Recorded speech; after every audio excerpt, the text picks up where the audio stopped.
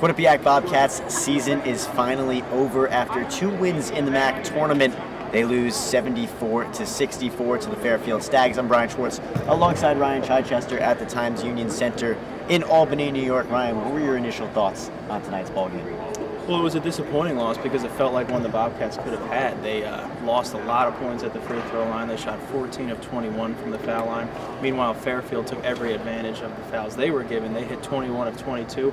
Also would have liked to see the Bobcats, get some more open looks at the perimeter. This is a Fairfield defense that has allowed the highest percentage of opponent three-point shooting percentage in the MAAC, and the Bobcats Jacob Rigoni only attempted 5 threes, and that's your leading three-point shooter. So I think they might have tried to attack the basket too much, and when you have guys like Casababu down low, it's tough to penetrate a defense like that, and they just came up short.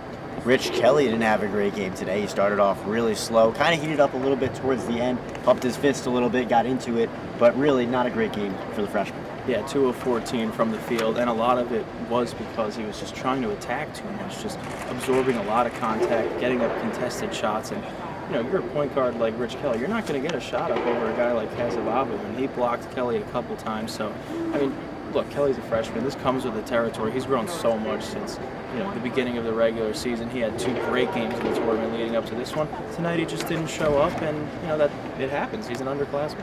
So I know it's early, Ryan, but obviously the Bobcats have a lot to look back on this year and a lot to be proud of. What's your knee-jerk reaction to the season as a whole? Well, look, this team lost 7 of 8 coming into this tournament, and Baker kept telling us, he kept telling his players, this team is getting better. You might not see it yet in the win column, but he was right. They came up, they beat Siena, a team they should beat because that's a short-handed Siena team, but this is their home floor. Then they shock a Canisius team that was one of the best teams in the conference this year. So, year one of what was supposed to be a major rebuild, they go to the MAAC semifinals for the first time in 4 years. That's a success to me, and the future is only getting brighter for the Bobcats. They'll be back.